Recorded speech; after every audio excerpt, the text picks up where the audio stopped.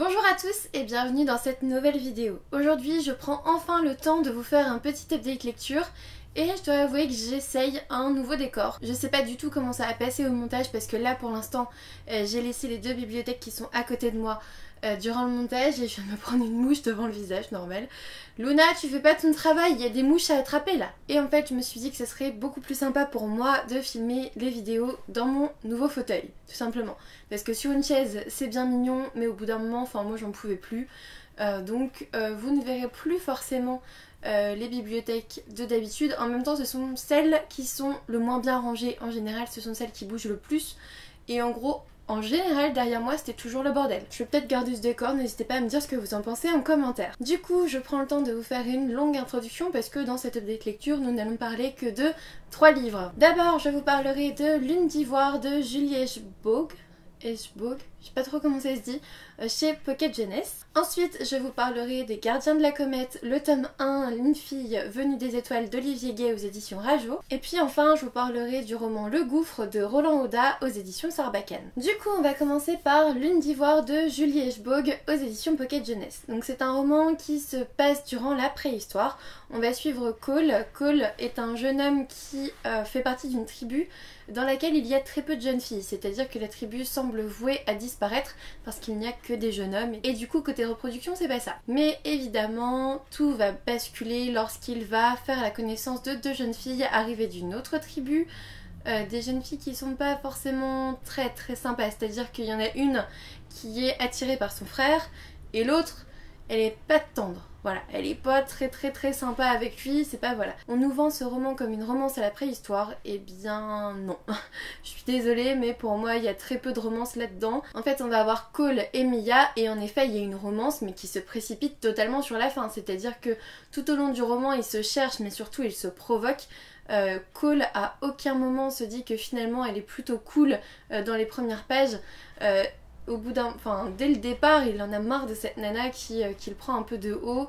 Il est pas du tout attiré par Mia. Alors oui, on voit que ça se développe petit à petit à un certain moment. Enfin, moi je trouve que la fin, vous doutez que si on vous dit que c'est une romance à la préhistoire, c'est qu'ils finissent ensemble.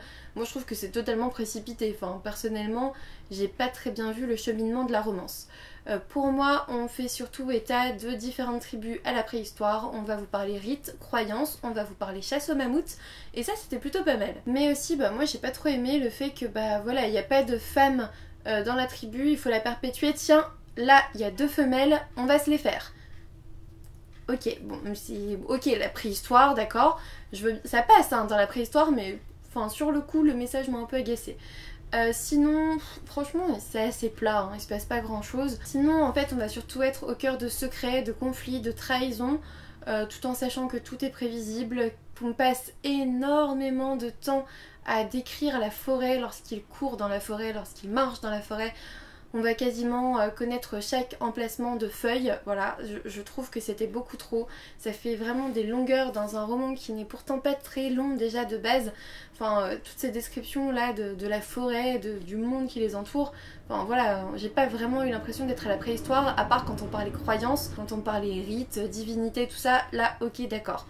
On se remet dans l'époque, même le village, la tribu, tout ça, ok, mais la forêt c'est une forêt quoi, l'emplacement de la feuille je m'en fiche. Donc voilà, il y a ça qui m'a un petit peu agacée, ça faisait quelques longueurs. Sinon Cole, le personnage principal m'a pas forcément marqué, il est pas plus intelligent qu'un autre, il est pas plus fort qu'un autre, il est même plutôt idiot, très simplet. Après on retrouve l'usage du feu, des outils, etc. Ça c'est pas mal fait. Mais voilà, j'ai pas été plus emballée par ce bouquin que ça, l'histoire m'a laissé globalement de marbre. Je trouvais que c'était plutôt un enjeu entre les tribus, ce qui est plutôt pas mal, hein, parce que si c'était juste une romance à la préhistoire ça m'aurait saoulé. Mais justement j'ai eu l'impression qu'on revendiquait cette romance et du coup à la fin bam on les précipite ensemble tous les deux.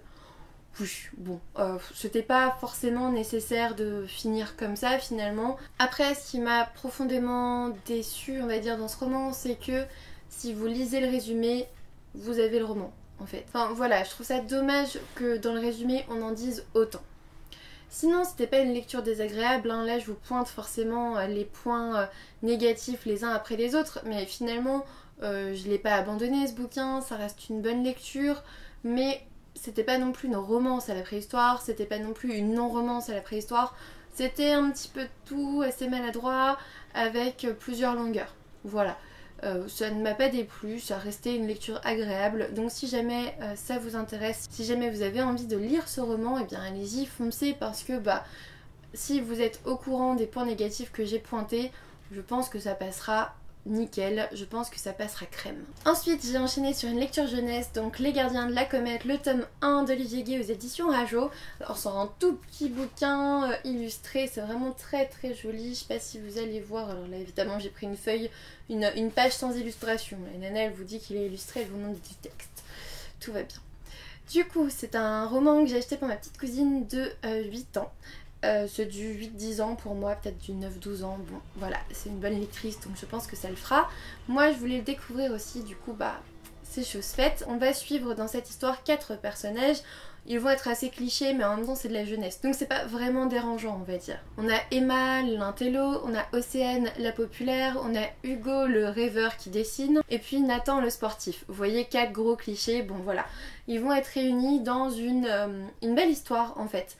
Vous vous doutez via le titre qu'une fille va tomber des étoiles et ils vont être unis dans ces événements et par leur disparité justement ils vont se compléter, et finalement ça m'a beaucoup plu. Ça m'a vraiment beaucoup plu, c'est une histoire toute simple, prévisible bien sûr, c'est de la jeunesse, il n'y a aucun souci, mais j'ai trouvé ça bien écrit, j'ai trouvé ça bien amené.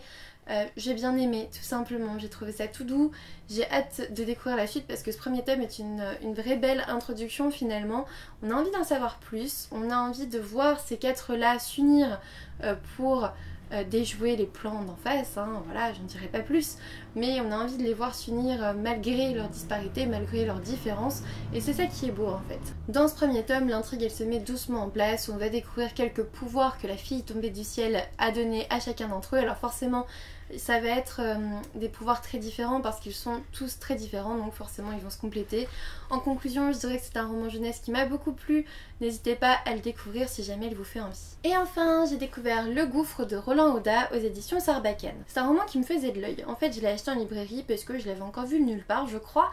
Et j'avais trop envie de le découvrir parce que dans le résumé on nous dit qu'on va suivre un jeune homme qui s'appelle Willy Saïd, qui va, alors oui, Willy Saïd c'est quand même un prénom très particulier, en tout cas ce jeune homme il va aller dans le village de son grand-père qui vient de décéder suite à une lettre de celui-ci. Bref, il va découvrir les secrets qui entouraient son grand-père qu'il n'avait pas vu depuis des années. Dans tout ça, on va être dans une histoire de jeu d'échecs un petit peu mystérieux avec des habitants très excentriques dans ce village. Ils sont tous très très bizarres, très excentriques. Et un personnage principal qui se doute de rien. Pour le coup, tout va bien, tout est normal, alors qu'il est... c'est un jeune adolescent quoi, donc... Bon, il n'est pas effrayé pour dessous, voilà. Pour moi, ça a été une histoire très particulière. C'est-à-dire qu'au début, j'étais à fond dans le suspense. Je voulais savoir ce qui se passe. Je voulais découvrir ce jeu d'échecs un peu grandeur nature, quoi. Et ce qu'était ce gouffre, en fait. C'est ça vraiment qui m'a tenue. Et puis au fil des pages, on découvre pas grand-chose, il se passe pas grand-chose. Et puis, d'un seul coup, à la page 300, on voit ce qu'est le gouffre. Et après, la fin se précipite. Il y a une grosse bataille machin, et puis voilà. Bon.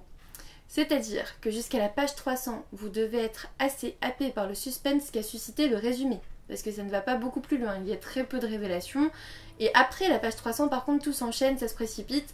Et au bout d'un moment, on n'en peut plus. Enfin, ça suffit, il y a trop d'action. Enfin, on comprend même plus trop bien dans la fin. Il y a beaucoup d'action avec un personnage qui s'en fout, qui est globalement indifférent.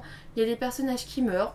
On s'en fout, même quand sa mère, même quand ça concerne sa mère, il s'en fiche quoi, c'est un gamin quand même qui est parti de lui-même en mentant à sa mère, et on a une maman qui s'inquiète pas plus que ça, hein. Un petit message par-ci par-là, ça passe. Après, moi ce que j'aimais bien c'était l'écriture de l'auteur qui est très originale. On a une plume pleine d'humour qui happe le lecteur, qui parle directement quasiment au lecteur. Après, j'ai trouvé ce roman dans le rayon young adulte. Il faut savoir qu'il y a des scènes franchement dures, il y a des scènes dégueulasses, sincèrement dégueulasses. Moi je suis désolée, mais il y a des scènes de... Enfin, c'est pas du combat, mais... si, c'est une sorte de combat, mais... J'ai été très sensible à ces scènes et pourtant je suis pas du tout dans la cible young adulte, donc je pense que c'était un petit peu trop, en fait. Un petit peu trop détaillé, sanglant et dégueulasse tout simplement. Il y a une scène de sexe aussi dans ce roman, donc si jamais c'est un jeune adolescent qui le lit, ben, ça peut être dérangeant aussi parce que c'est bien détaillé. Voilà, j'ai l'impression qu'on s'est un peu précipité dans du young adulte et pour moi c'était pas classique, c'était long, c'était... Voilà, ça aurait pu être bien, j'attendais en fait parce qu'on dit qu'il va découvrir des monstres qui le dépassent, bah moi j'attendais de voir ces monstres et puis bah finalement tout arrive à la fin, tout se précipite à la fin et en fait on nous fait tellement attendre pendant 300 pages qu'on s'attend à un truc de malade, un truc de dingue, finalement c'est ce qu'on avait à peu près prévu et bah on arrive à se dire bah tout ça pour ça. En fait à la fin. Je pense que c'est ça qui est dérangeant, c'est qu'on nous fait attendre énormément au début et que la fin, oui, je l'avais vu venir quoi, enfin voilà. Donc oui, ce roman était pas mal. Maintenant, est-ce que je vous le recommande ? J'ai envie de dire que si vous passez à côté parce que ça vous intéresse pas trop, vous manquerez rien. En même temps, si ça vous intrigue et que vous avez envie de le découvrir, je vous incite à le lire parce que pour le coup, j'ai passé un bon moment, même si le début était un petit peu long. C'est maintenant terminé pour cette update lecture, j'espère que ça vous aura plu. J'en ai un autre à tourner, je sais pas si je vais le faire là après ou pas. On va voir. N'hésitez pas à me dire en commentaire si jamais vous avez déjà lu l'un de ces livres ou si l'un d'entre eux vous tente, si vous comptez les lire, je ne sais pas.